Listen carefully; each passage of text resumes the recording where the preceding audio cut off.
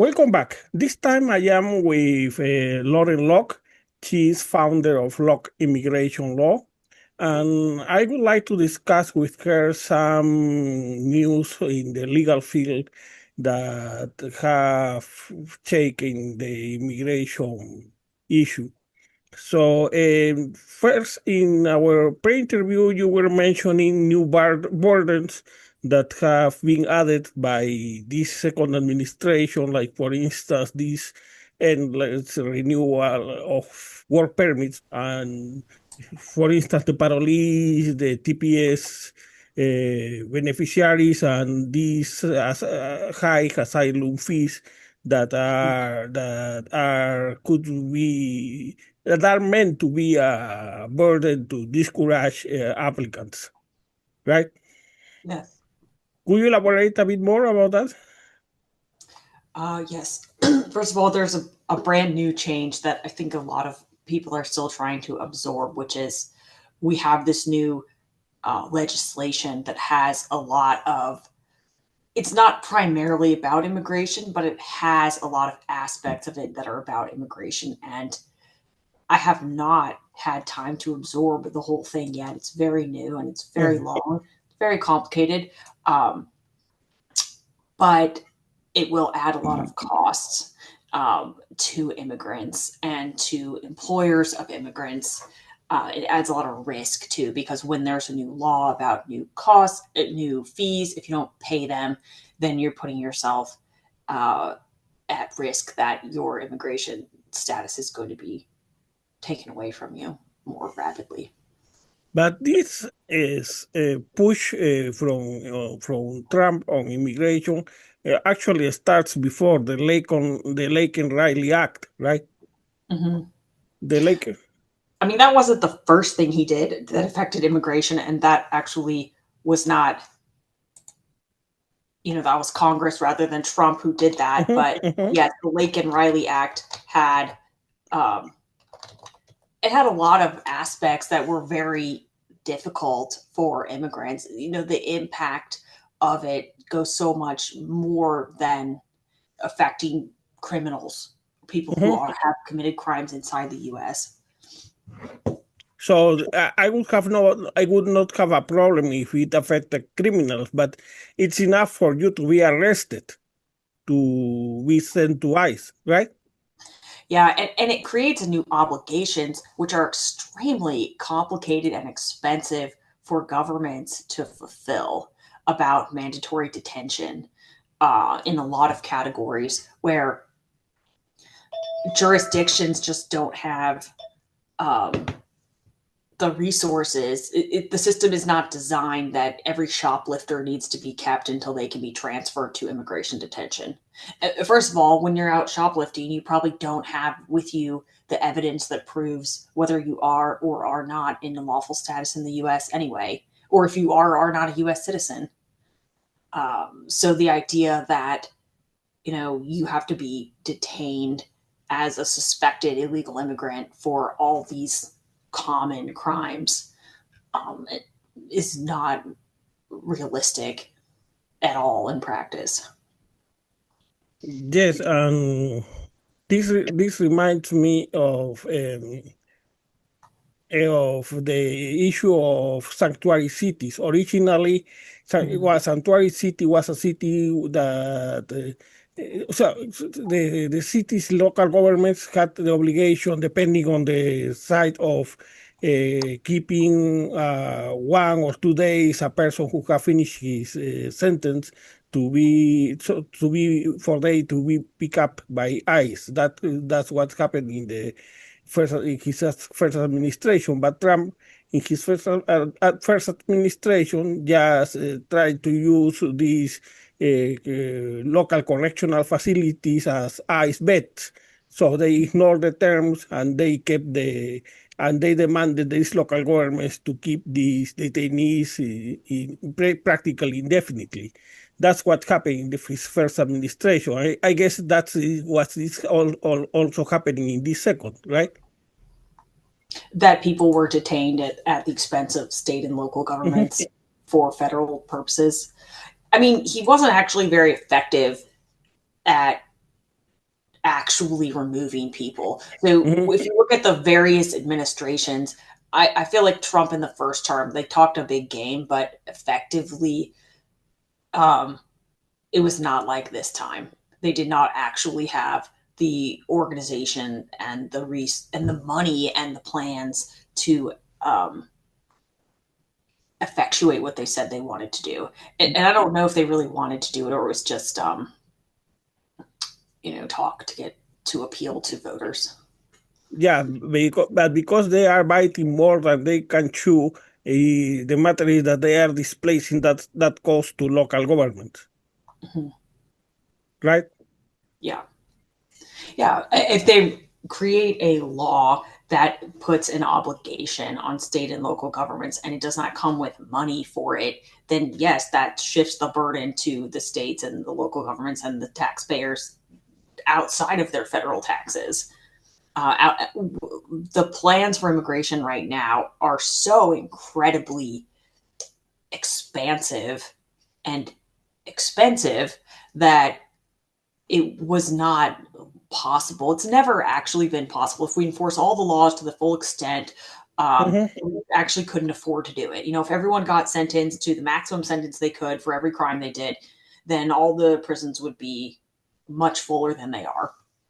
Um, and so that's why now we've seen this new bill allocate hundreds of billions of dollars toward immigration, even while we've seen this this backlash Mhm. when certain industries are realizing, oh, this is going to be very disruptive. This will compromise our ability to carry out our function of, harvesting food, having the food supply chain is really, um, I think that resonates even with people that in theory don't like the idea of having immigrants. They still like to eat, don't they? Um, so we have seen Trump kind of waffle and make statements back and forth about, well, we don't actually want to hurt long-term immigrants. We don't actually want to hurt farm workers. We don't want to hurt farms who rely on farm workers who don't have lawful status. But then there's that other element of his administration, which I think is driven by Stephen Miller, that's like, no, we want to drive every single one out. We don't care. Like, we will spite ourselves.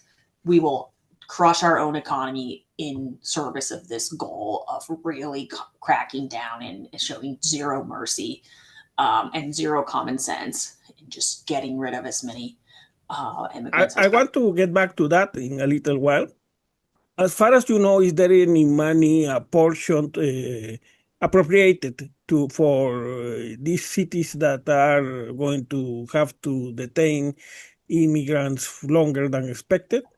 For instance, what happens if they are supposed to pick up the detainee in 2 days and they show up 2 weeks later? Those 12 days are they? Is there any money apportioned to compensate local governments for that?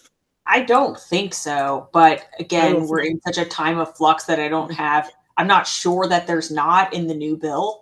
Mhm. But as far as I know, right now, there is not. And even if there were enough money, it's not automatically going to create enough beds, enough employees. You could have a plenty of money, but, where I live in Fulton County, Georgia, the jail is very busy and very much at capacity. It's already been a huge problem. If you just create a new obligation that some segment of people have to stay much, much, much longer, it doesn't matter if you give them money. That doesn't create a new jail, doesn't create new guards. It doesn't create better healthcare. Like, it's already a dangerously overcrowded jail. My point right now is that in Trump's budget bill, there is 170 billion appropriated for ICE and immigration enforcement. But this number may be lower than the actual number, considering, for instance, that as the article you sent me from the American Immigration Law Association, this new USCIS fees are going to go directly to ICE, not to U.S. CIS. As for instance, there are even subtracting funds from FEMA to create. So FEMA is paying for Alligator Alcatraz. So there are many. There is no other word. This is embezzlement, right? They are moving funds that are designed for other purposes to immigration enforcement. So the actual number may be larger than this 170 billion in the end. Yeah, because the wood may be more expensive. Correct. That's something we don't know how much they are diverting from other agencies, Yeah, and a right? lot of the fees for a lot of the different immigration things that have been envisioned for the new in the new bill, the money is not allocated, but that doesn't mean it's going to go back to the states and Mhm. local police enforcement or anything. But it would slosh into the general fund to be used as they decide to use it, not reinvested in the specific agencies that collected the fund. And you must remember how much the MAGA base cried about the way migrants were overburdening cities and the city's budgets with the costs associated. And now they are Trump is overburdening them with costs associated to enforcement. Yeah, I think that they will find that it's actually a lot harder to support people when you're incarcerating them. Even if you're incarcerating them in rough conditions, it's very expensive to take on that versus giving them a work permit and allowing them to support themselves through their wages. Now let me move to. I would like you to help me to make a parallel with Trump's first administration. Okay. In his first administration, we had the naturalization task forces. We have overburden or administrative overburden with forms and procedures that make more difficult even for legal immigrants to move their applications forward. We had the deportations to third countries that were completely unrelated to the country of origin of the detainee. We have cases of family separation. We have detention facilities located far away that make more difficult for lawyers to reach their clients. We have, and now we have a new one that is the arrest. I don't know if it has been challenged in court, the guideline for ICE to detain without a warrant, detain suspects without a warrant. And how much of this of all that I have mentioned is happening in his second administration? Some of them have continued to be happening for a long time. Like that immigration detention is very inconveniently located far from cities that detained immigrants are moved around. So the place where they're detained is not necessarily anywhere near where they were arrested. That's a long-standing issue. That hasn't changed. I would say it's getting worse, but Yeah. I would not say it was ever good. It's never been a priority. And there's never been adequate protections in place to make sure that people, even children, would have legal representation for their immigration proceedings. We have increased what categories of people can get expelled from the country without normal immigration proceedings. We've really accelerated asylum processing. We've seen asylum has been very backlogged for many years, but there's been a huge uptick in closing cases since Trump has come back into office this time. So it looks like we're going to be chipping away as new admissions to the U.S. People seeking parole and people asking for asylum has really plummeted. Asylum cases are getting closed. So for the first time in years, the number of cases waiting for an asylum decision is diminishing. And I don't think I feel mixed about that because on one hand, it should be rapid. Getting an asylum decision should not take 10 years. You should not have to wait until your evidence and memories are 10 years out of date. to have your day in court. But if they're getting closed because of administrative trickery and shortcuts rather than a fair hearing, then that's, and they're getting closed with an overwhelming rate of losing. So Then what they are doing is to undermine due process instead of hiring more immigration lawyers. yeah, they've actually they've terminated a lot of immigration judges while they have this enormous caseload, and they're doing a lot to short circuit it, to just get to deny people the opportunity to seek asylum and then deny them the normal process to actually hear out whether they qualify for asylum.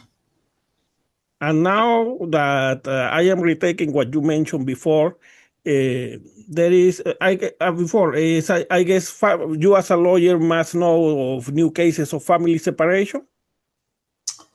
So my work does not touch on family separation at all. Family separation was like a feature of immigration enforcement in the first Trump administration. Mhm.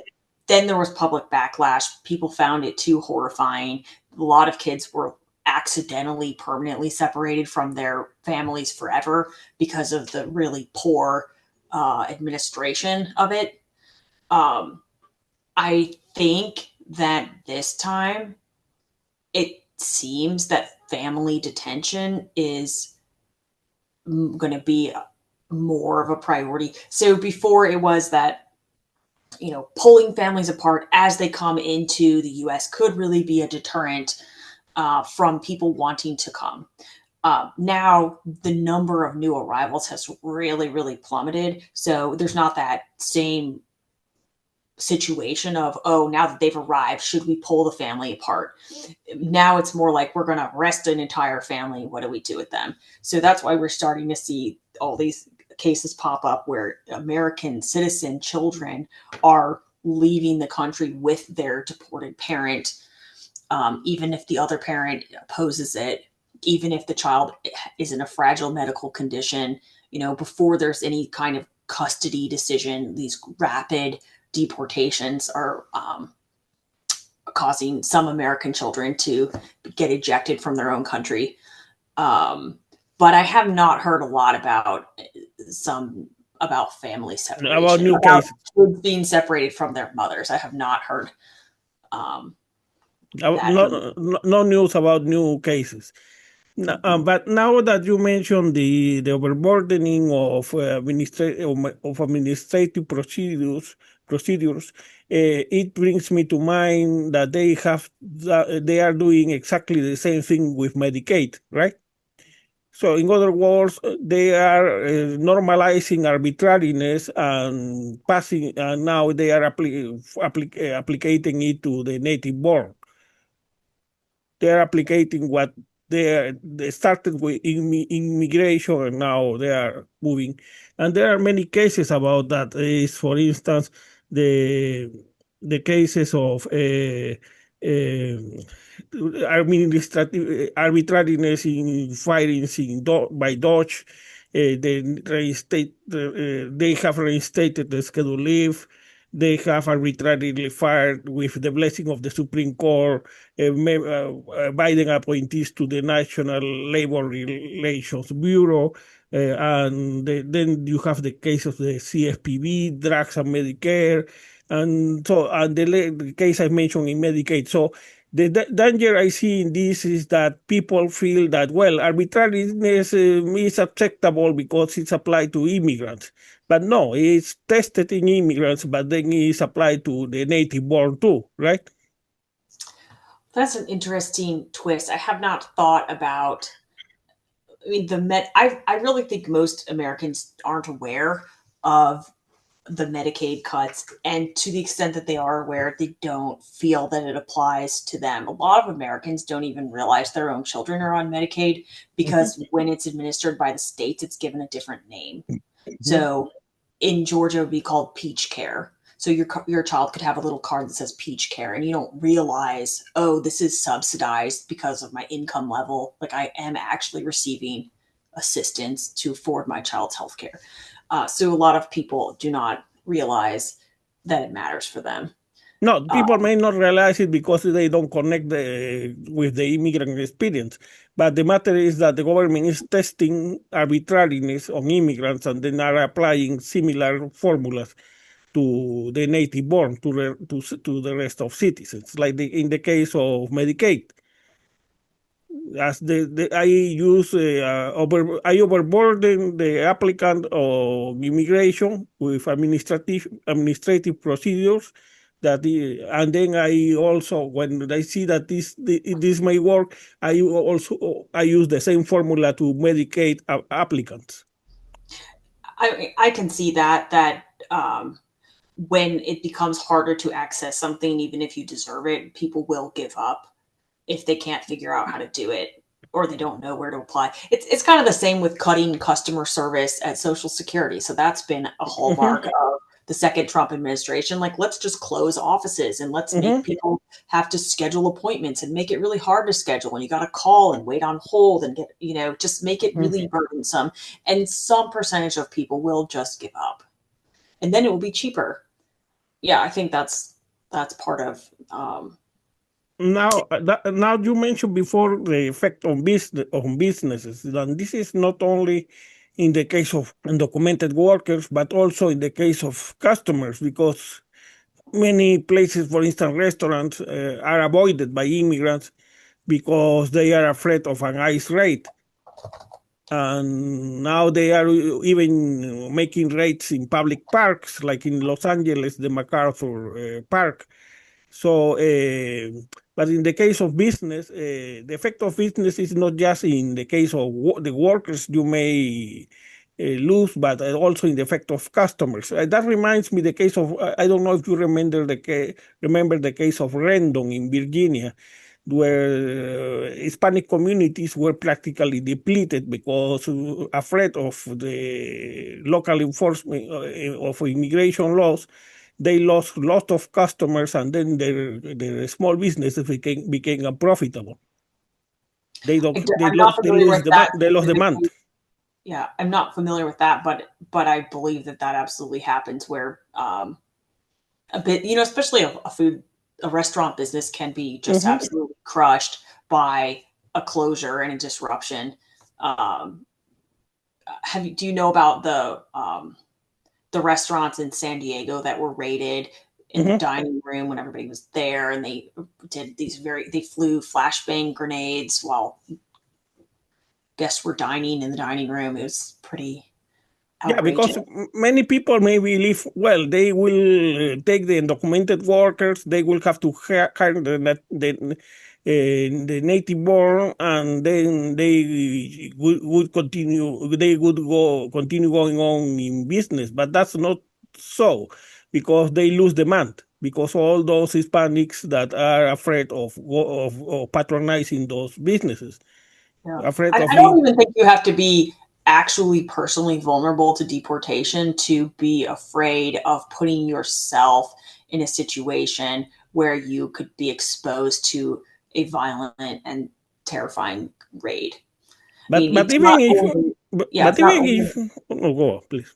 Oh, you go ahead. Yeah, no, but even if you are a legal immigrant, then you will find yourself in a very Kafkian process. By the time you are free, it happens that you may have lost lots of time and money and days of work, etc. So I know that many Hispanics are avoiding Hispanic businesses because those are the favorite targets for ICE raids. Yeah, it's a mess, and I do think that pushing those businesses toward failure could actually be part of the goal.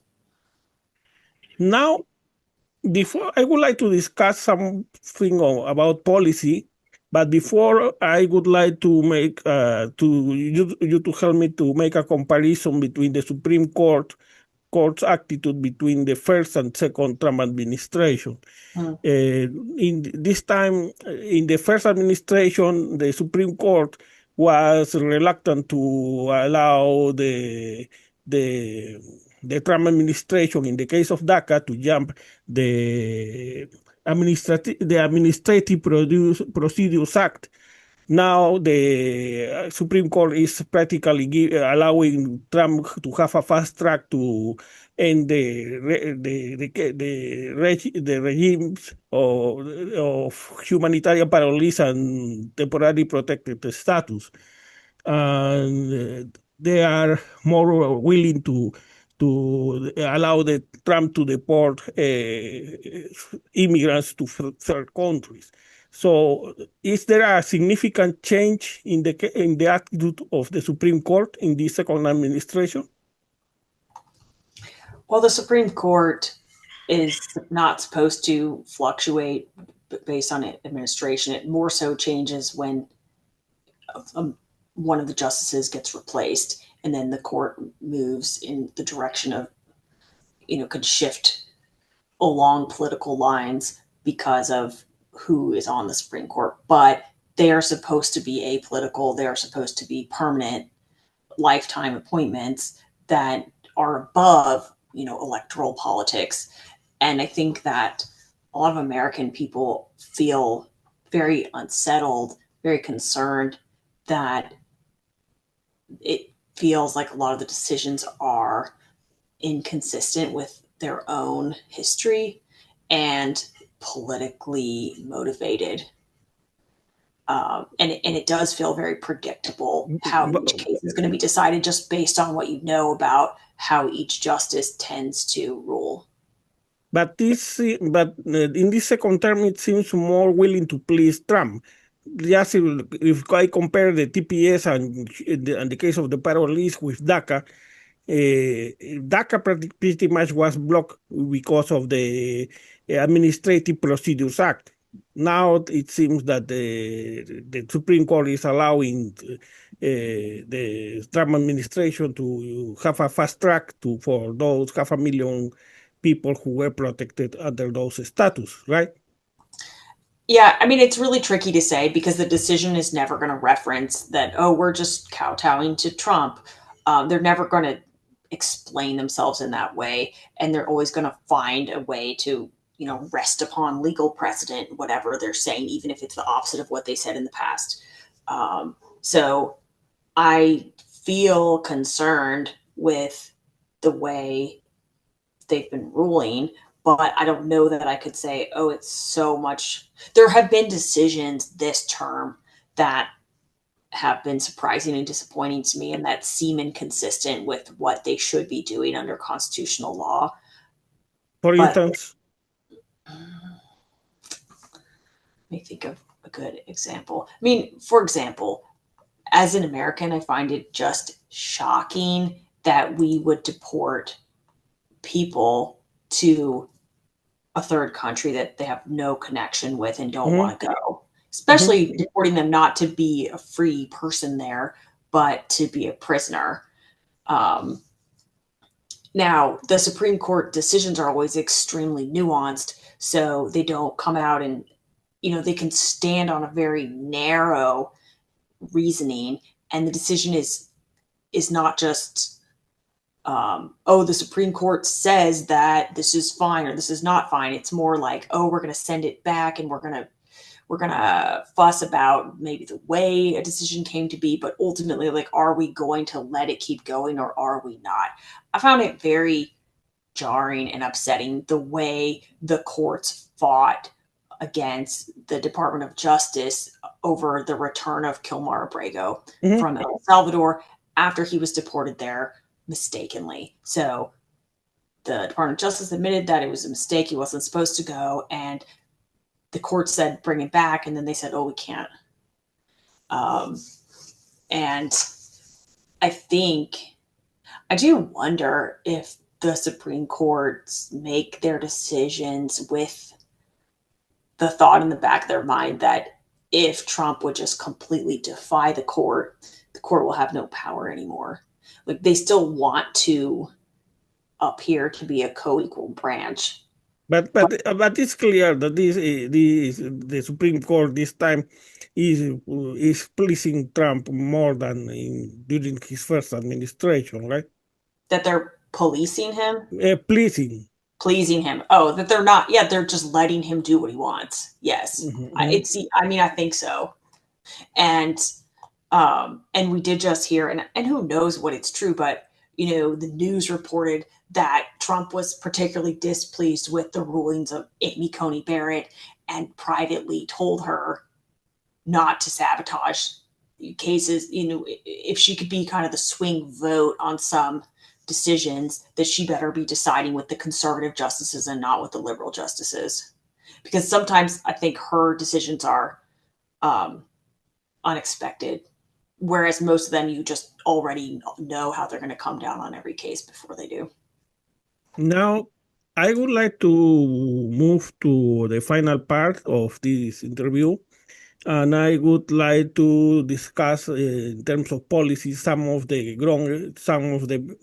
misconceptions about immigration that have allowed the precisely anti-immigrant narratives like the ones proposed by Trump. For instance, the concept of the line. As a lawyer, you know that even there is a work by Aviva Chomsky a few years ago that shows that there is no line. There are multiple lines depending on your country of birth, your sponsor, and for others, there are simply no lines. And normally, an undocumented immigrant is the one who have no line, no avenue to come legally. Many people believe that all you have to do is to fill your paperwork and get in line, but there is not a line in the first place. The case of the sanctuary, of what a sanctuary city means, as we have discussed before, or the case of even the case of the motivations behind immigration, like in the case of circular migration that used to be a temporary visa before Bush, before 9/11, that pretty much worked well in the South for agricultural workers, and that then because of or under the excuse of terrorism, that avenue was blocked, and those immigrants were locked on this side of the border because they didn't want to go back because they knew they couldn't continue that flow that had worked so well before. So there are many misconceptions. My question is why nobody, the Democratic Party or activists, have bothered to set the record straight. You must remember that even during the when Obama was trying to sell the Schumer bill, he said that the bill was going to send the undocumented immigrants to the back of the line, and he should know that there was no line. I think the line is more figurative because most people do not understand we have a system of green card allocation that has predefined categories with predefined numbers. And when those numbers are all being taken up, then you get into a backlog. And the visa bulletin is how you can see how long the backlog is. The backlog is really long. So if you want to bring in your adult sibling, you're a US citizen, you're going to wait 18, 20 years if you're from most countries. Some countries, it's even longer wait. But most people who want to come to the US do not have any family member or any job offer that will sponsor them. So they don't actually have a line to get into. When politicians try to sell it as do it the right way and get back in the line, I think that They're I appealing think to that yeah, stereotype that nobody has bothered to, on which nobody has bothered to set the record straight. I think the record is actually just more complicated than what the American public is really willing to engage with. So a lot of people just sit on this mythology of, well, my family immigrated according to the proper rules and we were always legal, but they're not thinking about, hey, when your family came in the 1800s, you know, no one used fingerprints or any biometrics. Nobody needed a birth certificate. You could just be who you say that you are. You could change your name upon arrival and write your new name in a book, and that's your name. There was not this ability to track people. Employers did not have to know whether you had the right to work. It has become impossible to just shift around your identity and just weave in to society the way that it once was, And, because you have to stick with your and same identity. and an important part is that you didn't even have to rely on a sponsor. Because Yeah. even, there is even a movie, Angela's Ashes, where the protagonist comes after borrowing the money to come here to the United States. Those, I believe, $25 they demanded you to in Ellis Island to prove that you can sustain yourself. What brings me to the last part of my interview is that we have precisely thinking about those time of Ellis Island where the immigrant didn't have to depend on a sponsor.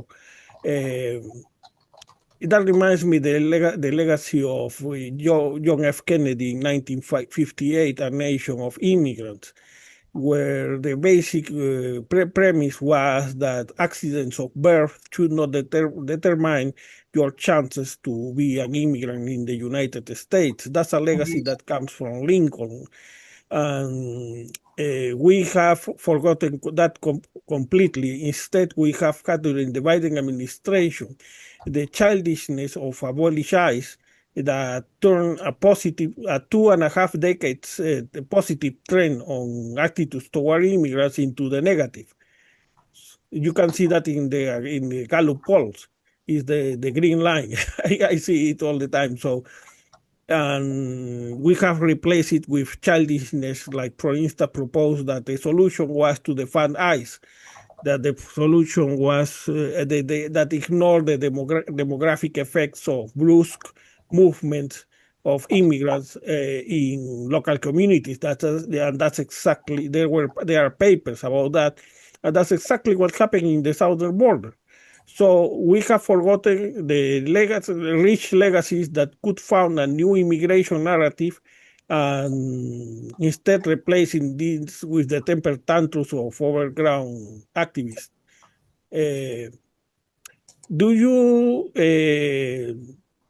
know about the of people in academia or activism that are remembering the legacy of Kennedy, of A Nation of Immigrants, or are they still trapped in the abolishist narrative that is what we saw in the Biden administration, at least the first 3 years? I do not hear anybody say abolish ICE. Well, I shouldn't say that. Obviously, right now there is a backlash to the Mhm, abductions of people with masks, and some people have opposed mhm, the funding going to ICE. But the whole idea of, oh, we should not have immigration enforcement, we should actually just have unlimited admissions of humanitarian parole mhm, seekers at the border. I think has that has passed. A lot of cities have really um, hit a limit on what they can afford and what they can absorb before it becomes disruptive to. And there was a good New York Times article about a week ago about Aurora. Do you remember that there were some apartment complexes that were overtaken by Venezuelan gangs in Aurora, Colorado? It was a really good article. and Uh, precisely in that case, these kids from Abolish ICE pressure the Biden administration to suppress the news instead, and with that, they got exactly the opposite effect because. yeah, it was a terrible, ridiculous backlash. Um, I feel like a lot of the thought, maybe it's how I'm oriented doing business immigration for legal immigrants, but a lot of the thought leadership in the field is really around um, immigration reform that would have to be legislative, not just um, through executive orders. Mhm, Um, I feel like the core of this might be why Trump was reelected, that mhm, Biden thought that what people wanted or what would politically work for him was to be generous and to be open and to look back to the ideals of, like the Statue of Liberty, like everyone is welcome, the poor and huddled masses come. Apply that to the 2020s in the United States, when there's first of all a very stark income disparity between the United States and all the countries south of it. There are potentially millions of people who could arrive on foot to the border. And if they're then welcome to come and stay and maybe be given a foothold. No, I agree with the intentions, but I cannot forgive Biden for the clumsy way and for outsourcing that kind of policy to childish people who didn't know what they were doing. I mean, For, I think the backlash has been obvious, stark, and extremely, extremely harsh. and, Yeah. and Biden has no excuse because you had the New York Times had a series of reports about how the assignment of minors was mishandled because they simply didn't have enough people to make sure they were assigned to safe homes. Sometimes they were assigned even to friends when they didn't have parents here in the United States. They would have had to be literally blind to not see the effects that was affecting in border towns. And Abbott and DeSantis saw that very clearly. That's because they started busing to those migrants to New York and Chicago and even to Martha's Vineyard. So there is no excuse for the way Biden mishandled that, and that's what concerns me the most, because people have normalized Trump's cruelty. Let's say we have already tried the Biden's way, that is the humanitarian way. No, it's the mediocre way, but people see it as the humanitarian way. So whether we like it or not, we have to stick with Trump, because otherwise we have chaos. And that's the problem. There is not a narrative on which you can found a possible immigration reform in 2029 or after, because the only thing all you can see is the chaos at the border proposed by these same overgrown children that are proposed to the Fan Eyes to this day. And on the other side, the cruelty of children in cages and masked men kidnapping people on the street. So they don't see they don't see anything in the middle. And that's why I believe promoting the ideas of John F. Kennedy from 1958 would be very useful, so people can see that there is an alternative. Yeah, I think obviously I think part of the problem is there's no simple way, there is no simple narrative, and there's no agreement fundamentally on what immigration is for and how much immigration there should be. And should it be more that people in the US or businesses in the US want to bring in immigrants, or should it be that the immigrants want to come? We are not, I don't think we're close to having some kind of narrative that resonates with people by 2029. Obviously, abolish ICE, just like, all cops are pigs or whatever it is. Those sound okay until you actually fear for your own security. And then you're like, oh, maybe having the police available is valuable So to the solution orderly was to society. process the migrants who were coming faster and faster and faster, and giving them that was childish. And the people who are paying the bill right now are all those migrants that are now chased by ICE. It's really awful. It's really sad. And I think that has been completely lost in the public conversation, that people's immigration status was protected to not protected. So they didn't do anything different. It's not like they went out and committed a crime. They arrived, they asked for parole, it was granted. Now it's 2-3 years later, and they're being treated like an invading army. It's not fair. It's not what really happened. What really happened is we had this permissive period where a lot of people came in with high needs and low skills and no place to go. And when you actually read the numbers about how many people were coming in, it's like, no wonder that burdened the communities that were receiving them. It was too fast. And it wasn't the immigrants that they would have chosen if they were trying to maximize their own communities in some way. You would pick people that have job skills. You'd pick people that speak English. You'd pick people that have education. You pick people that are not destitute, you But know? let me put you just an historical reference. So it's the in times of FDR, we created the civilian conservation corps that Mm-hmm. were managed by the army. Mm-hmm. And these were practically barracks that were created in 2, 3, 4 weeks. Was it too difficult to do the same thing with immigrants to precisely avoid that interaction with the local population that caused so much harm to the interest of those same immigrants? They So could you have mean putting those the people into camps. like detentions? No, not necessarily detention. Is camps where they can reduce their interaction with the. So, for instance, what happened in the southern towns was that they were pushed to hotels and to homeless shelters. The homeless shelters close at 9 and reopen at 5, and they send those immigrants to destroy their own cause, roaming on the streets because they didn't have anything to do. They didn't have a work permit. They didn't have anything. If had they been in a camp like the civilian conservation camp, where that was used by youth, by minors, in the times of Roosevelt, that could have reduced the interaction. So there were historical reference that could have helped prevent the damage that of which DeSantis and Abbott precisely took advantage.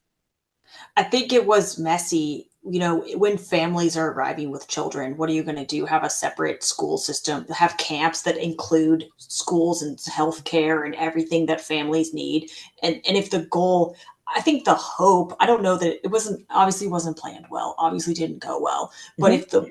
if the idea was, oh, we can just open our doors, we can absorb them, they can find their footing in the labor market, and everything will be fine, and we won't even notice they're here. If you That don't have the resources to process them as fast as in the fantasy of abolish ICE, you have to separate the population to avoid precisely the friction.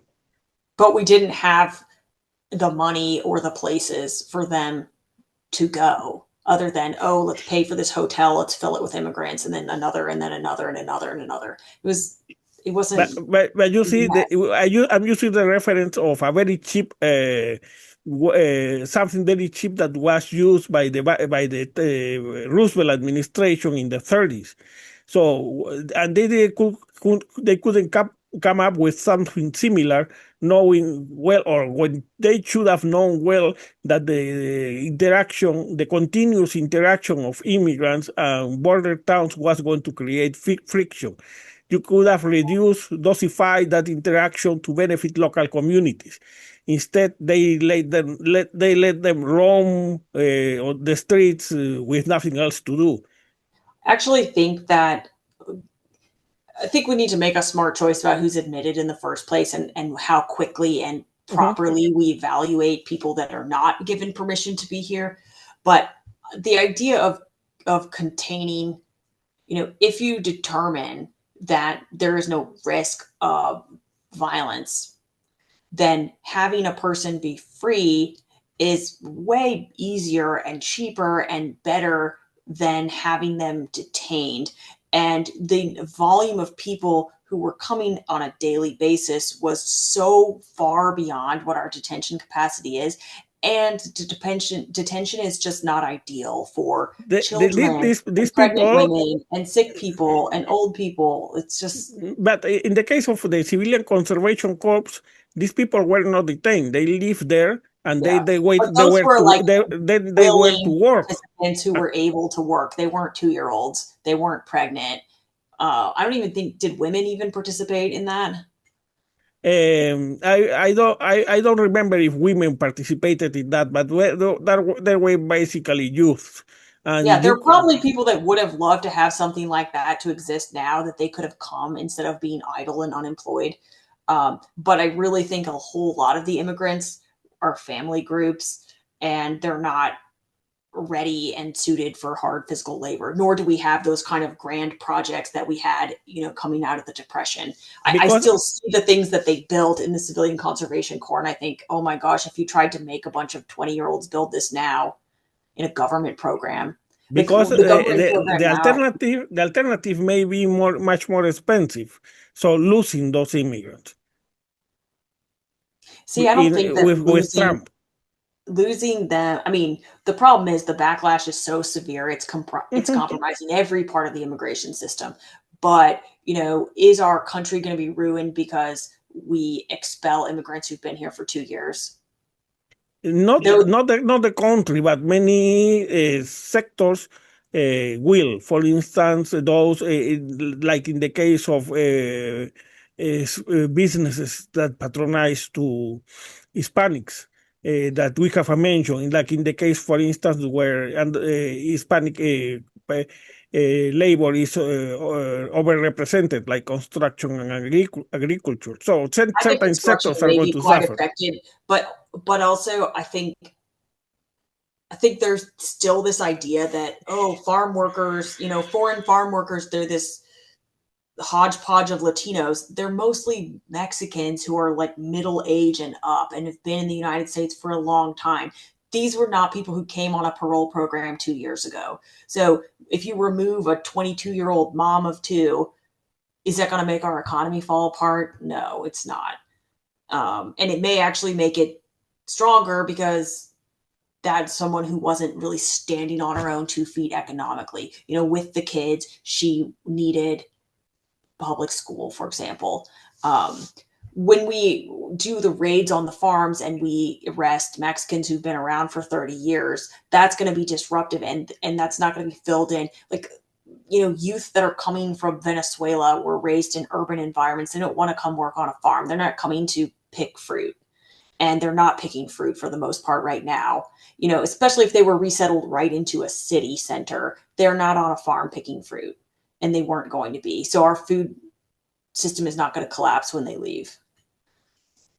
But the problem is that's not who we're actually targeting for removal. We're going for the easy pickings of, let's go round up everybody at the farm. And I shouldn't say that they're not doing important jobs. I know, for example, the Haitians in the meat packing plants have been really important. And if you take away TPS and get rid of all the Haitians, that could be extremely, extremely disruptive to that sector. Mhm. But if you deport everybody who's still like living in a hotel, not working, Yeah, that's not no, going to make our economy crater. no, that would just have a tiny effect on demand, but that's all.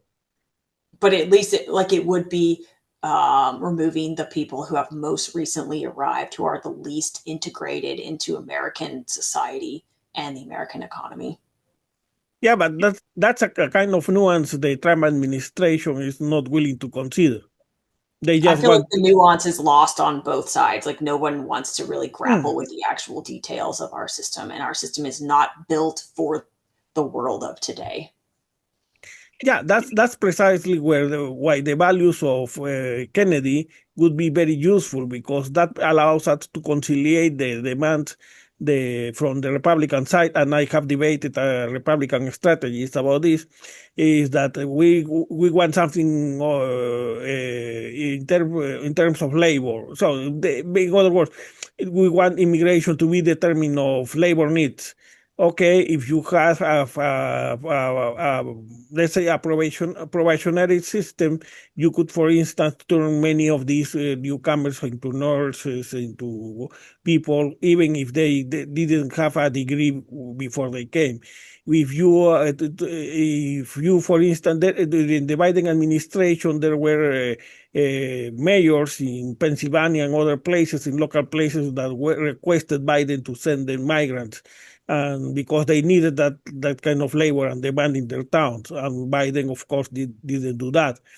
And so there are many considerations that may be used in a probationary period, where you please if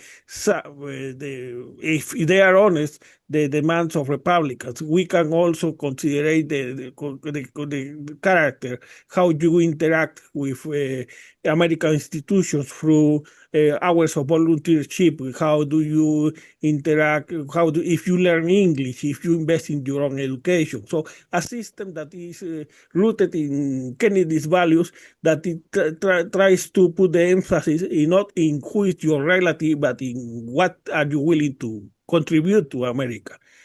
And then after those 5 years, yeah, well, if you are, I have plenty of time to check you that you are not a criminal, that you didn't change your name, that you didn't use any kind of trick. I could welcome you to America as a full citizen or permanent resident, depending on the case. So there are grounds that could provide a much better narrative, because otherwise you have the narrative of the left, even not the extreme left, that is, we have to allow these people because they want to send money to their families. And who cares if the average American don't care about the who are going from paycheck to paycheck, don't care about that. And then by default, you end up falling into the Republican narrative that is no amnesty. Yeah, there's going to be it's going to be interesting to see what the Democrats do come up with, because I don't think there's any agreement. And I do think that there's more of a feeling of scarcity. You know, compared to the 1950s, housing is vastly more expensive. There's just not space to just build a new house. And there's so many rules that to get into home ownership is so much more burdensome than it had been for those generations. And I think the appetite for welcoming a huge number of new people when our population is already millions and millions, is it double what? It's probably more than double what it was then on the same footprint. So I don't know. I'm not And optimistic that we're going to come up with a new narrative no, that people agree with by I'm the not next. optimistic, but Yeah. I'm not optimistic because nobody is selling a new idea. And so you, by default, voters are trapped between these two, the childish option and the cruel option. Because, for instance, in the sector you are mentioning, Hispanics are 40, no, not Hispanics, undocumented workers are normally 40% of the labor in construction. So you get rid of those, and the prices of houses will have to rise, because it's going to be much more difficult for you to complete your projects. Yeah. So it depends, because the problem is that nobody is selling that. And by default, this issue is trapped between these two disgraceful options, abolish ICE and MAGA, right? Yeah, I mean, I think abolish ICE is over. That the version of it from the Biden administration is over. The new version is we shouldn't have people abducted in the street by unmarked vehicles, masked agents who don't identify themselves. That's a different thing. I do think we do not agree yet on what is the purpose of immigration and who do we want to, how many and who. These Mm-hmm. are huge issues that I have not really seen any progress on in my 15-year career. Um, in so yeah, think tanks, because it should be think tanks, those who should be the first call to propose new ideas, right? yeah, I guess that would be a good way to start. I don't know. Someone's going to really have to think of something and sell it, because right now I don't even see anything on the horizon, any solution. Every time I remember we really considered immigration reform in Congress, I think it was back in 2007. It didn't happen, but it's complicated. It's not. There's no way to simply say, well, let's switch to a point system. Okay, how many points do you get if you're engaged to an American? How many points do you get if you have a PhD versus if you're young? Are we looking? We can't even agree on, do we But want but people that but are young? but those are the details. The idea that you are the point, the moment you propose something new, you are resetting the discussion that Yeah. now is trapped between those these two disgraceful options. For instance, and I say this disgraceful because I have just recently, for this interview, I believe, I check Abolish the page, and the page is associated to Abolish, and what I see is this childish proposal,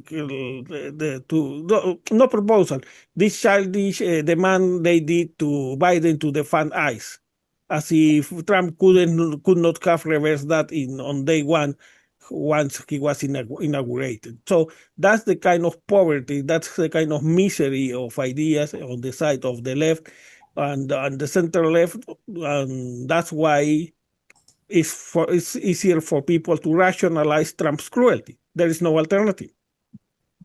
Yeah. Yeah, it's a complicated, and we're not close to a solution. No, we are not, because the people who should be called, the first call to sell it, are not doing that. But I wanted to leave you the last word because I have abused enough of your patience. So anything on which you would like to bring visibility?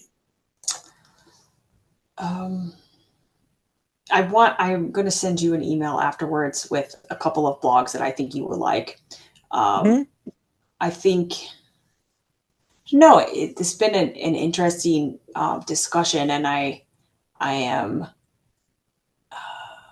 I'm hopeful that we can come up with an immigration system that works well for our country. What we have, I think, has been pushed to its breaking point, even while parts of it continue on pretty apart from the public discussion. So we have pieces to work with. We have parts that are working now, particularly in employment-sponsored immigration. For the most part, is going quite smoothly. Family-based immigration, for the most part, is going quite smoothly. It's really this whole gray area of these large-scale humanitarian programs that were never actually legislated, that are causing so much mess right now and putting us in a situation where people by the hundreds of thousands can be reclassified from legal status to illegal overnight, apart from their own actions and out of their control. And there is no solution. There is no pivot like, oh, well, let me just get a green card then. When you come here and you have had TPS, and maybe you've had it since the 1990s, you've always renewed it, you've never committed a crime, you work, you have a family, you own a home, that could be taken from you. And we've always known that it could, but it lasted so long that I think that it felt very permanent to many people. And because permanency never came, people have lived and died on TPS. People have become parents and grandparents and worked their entire career on TPS. So to have it taken away, I think it's going to be a shock. But I don't want the public conversation to say, well, they deserved it. They weren't here legally. They were here under a legal program that was available to them. And it was renewed over and over and over again. And they did uphold their side of being here. So it is a huge loss. And even though it wasn't a green card, to have TPS taken away after decades is a huge loss to the individuals and a huge loss to the employers and communities that had incorporated them. Yes, that's precisely that is related to what I mentioned before. That is, we need to reset the immigrant narrative so people cannot use these misconceptions like the line, that the right way, that to try to disqualify immigrants whose character could be good enough worthy. Just before I finish, is you as a lawyer, I guess we will agree. I read the Alexander Hamilton's biography, and it happens that Alexander Hamilton, founding father, designer of the American government, our most important immigrant, would not have been able to come legally with the current immigration law. That doesn't surprise me at all. A lot of people who are still alive now would not have been able to navigate it now either. But when your most important immigrant can't come with your current law is because your current law is rotten, right? And I mean, in I do think desperate our need. current laws, they're today, what about everybody at Harvard that is having the rug pulled out under them? What about everybody who graduates from a U.S. university and they can't even stay to work? If we chop OPT and STEM OPT employment, we're cutting ourselves off at the knee when we have so many of our leading business geniuses are immigrants, our company founders. I think everybody can still understand the value that immigrants can bring to the U.S. And we do very What much I have mean that idea. what I mean is that for those who drop themselves in the flag and say that we are a nation of laws, well, your nation of laws wouldn't have allowed our most important immigrant and founding father, Alexander Hamilton, to come legally. So don't come to me with the patriotic line. Well, thank you for your time. And please, if you know people willing to discuss this in terms of policy, please connect them to me. I am interested in proposing a Kennedy narrative that is clearly different, that draws a clear line with the current failed narratives, so people can see alternatives in 2029. And tell And me, where are you based? in Maryland, Okay. so it's not far from DC, but the advantage is that we have Zoom, so regardless of the place, we can connect and exchange information. I believe this could be a way out. Not right now, because Trump, that's not going to persuade Trump or the MAGA base. They just wanted the cultures and tears of immigrants. That's all they want in Alcatraz Alligator. But in 2029, by 2029, if it gets visibility, it can present an alternative to the mediocrity we have right now. Well, Loren, thank you, and please let me know if there is something you want to bring to our attention. And thank you again. Okay, thank you so much. I'm going to shoot you an email with 2 blogs that I think you would like to read. I promise I will check, but I try to avoid blogs unless they are written, unless they allow me to interact with people who is serious on policy, not people who speak from their gut, because then you get trapped in a maze. These are both good ones. Cyrus Mehta is I think he's the foremost immigration legal scholar in the United States. And he has a very dense, interesting blog that has very low readership, but is very highly respected among other immigration practitioners. He's really like a thought leader in immigration. And it's not easily digestible, but I think you'll like it. It seems right up your alley. If you want to make the introductions, I will be happy to oblige and exchange information, because as you see, there not even the decent think tanks, not even the think tanks I respect the most in this field, that are Cato and the Pew Research, not are presenting anything new. Yeah, well, I don't know if he's thinking of his own. I mean, you'll just have to look at it and see what you think. Okay, well, I got to run to another appointment. And thank you again, and that's all for now. Okay, great. Take care. Have a great day. Bye.